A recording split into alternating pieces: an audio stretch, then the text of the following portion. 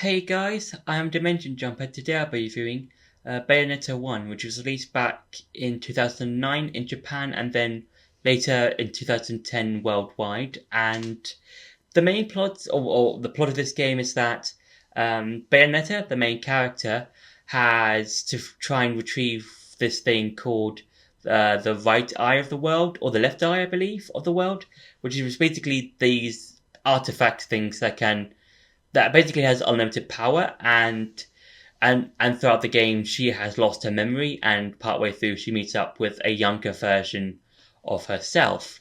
And yeah, I would say this game is basically it's similar to games like Hi-Fi Rush, but before Hi-Fi Rush was released, in that it's a sort of, well, think of it like this: think of Devil May Cry in that sort of sense, where it's basically just a sort of hack and slash type game, similar to, I said before, the Devil May Cry and games like that, or Hi-Fi Rush, where those games are hack and slash games, and the more stuff you do, the better your combo is and that sort of stuff.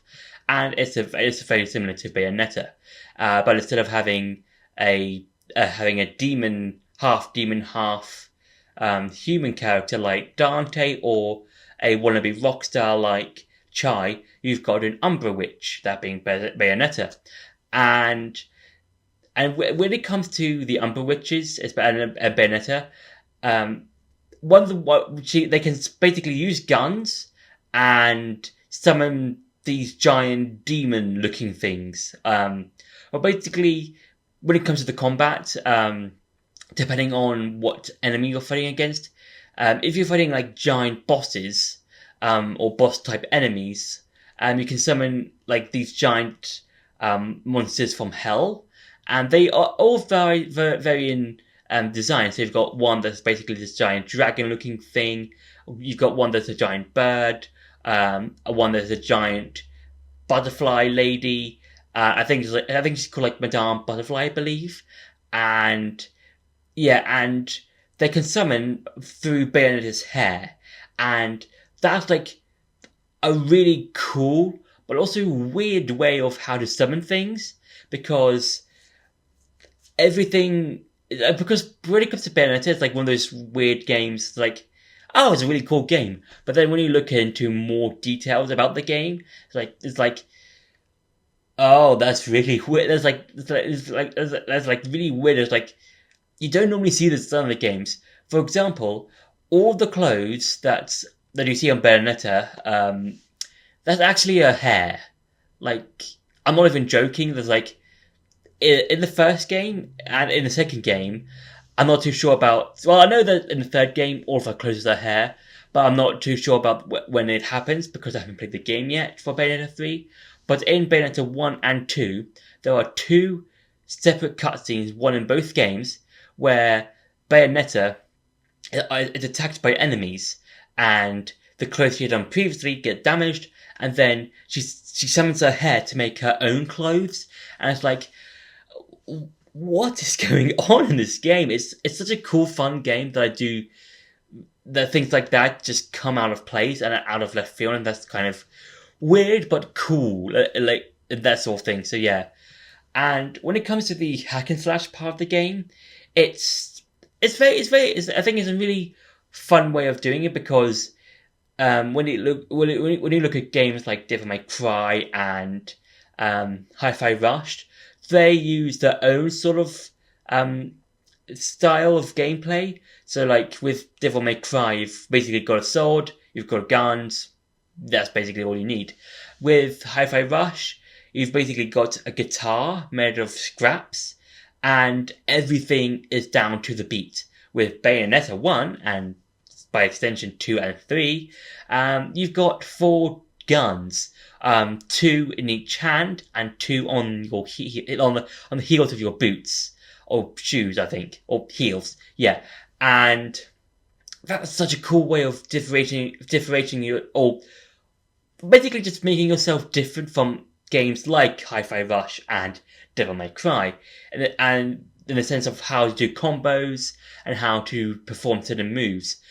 because there's a move in Bayonetta 1 where Bayonetta just spins about and she uses her guns on her heels to basically just fire a bunch of ammo about in the sky and stuff like that.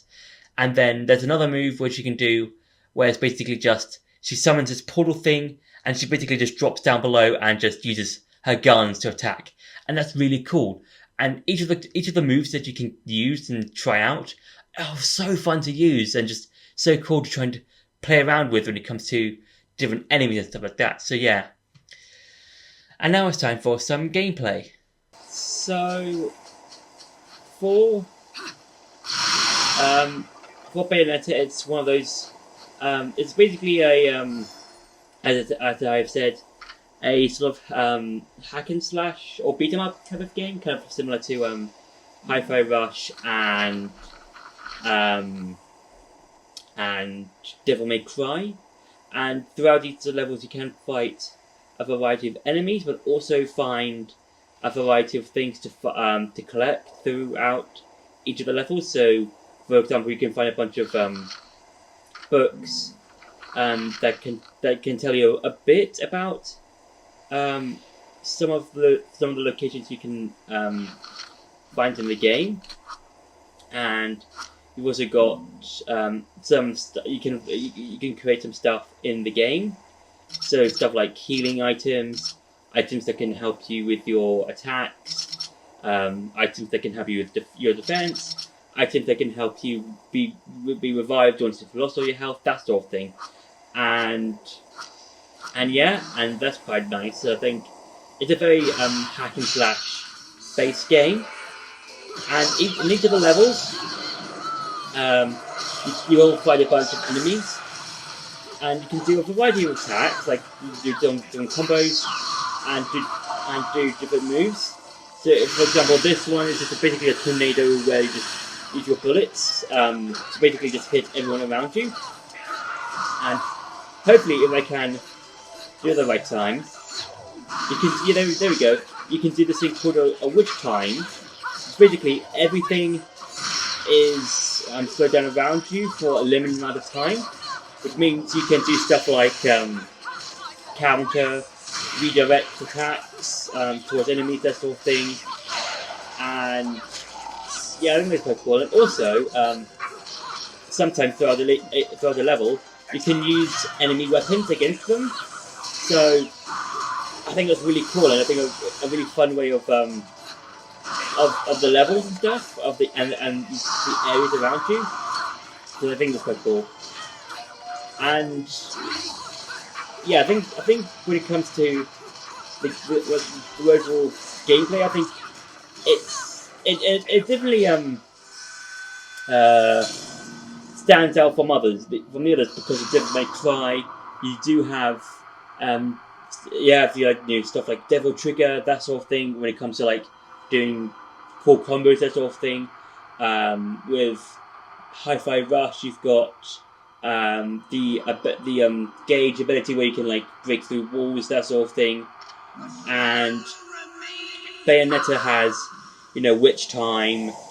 She's got like the beast within, that sort of thing. So yeah, so that's been it for the gameplay. Now it's time to go back to the review. So overall, I would say Bayonetta 1 is a really fun game. It's one of those games that, if you like games like Hi-Fi Rush and Devil May Cry, you're going to love Bayonetta 1 and probably by extension 2 and 3.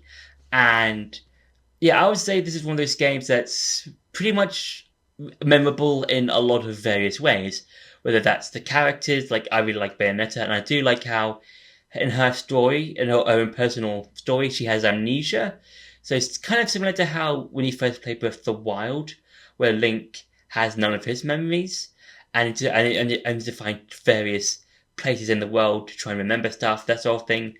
And in Bayonetta 1, there are some cutscenes where she does remember some bits of her past and stuff like that. So, for example, whenever she meets Jean, when they two meet, Bayonetta remembers more about her.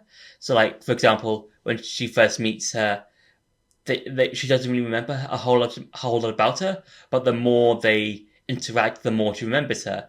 And for example, I think on the second or third time they meet, Bayonetta remembers, oh, I fought her how many ever years ago. And yeah, I would say this is a very fun game. I do really like how I do really like the whole combo stuff you can do in the game, and how after each battle, the amount of stuff you've done in a particular battle with the enemies gets you a different medal. So like there's platinum, silver, gold, bronze, that sort of thing.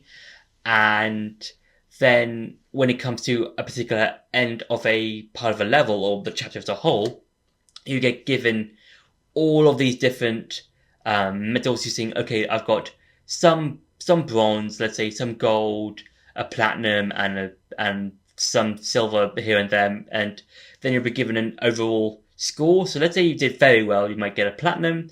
If you did okay to you might get either a gold or a silver or a bronze maybe. But if you did very bad, then you'll get the worst one, which I don't really remember the name for it at the moment.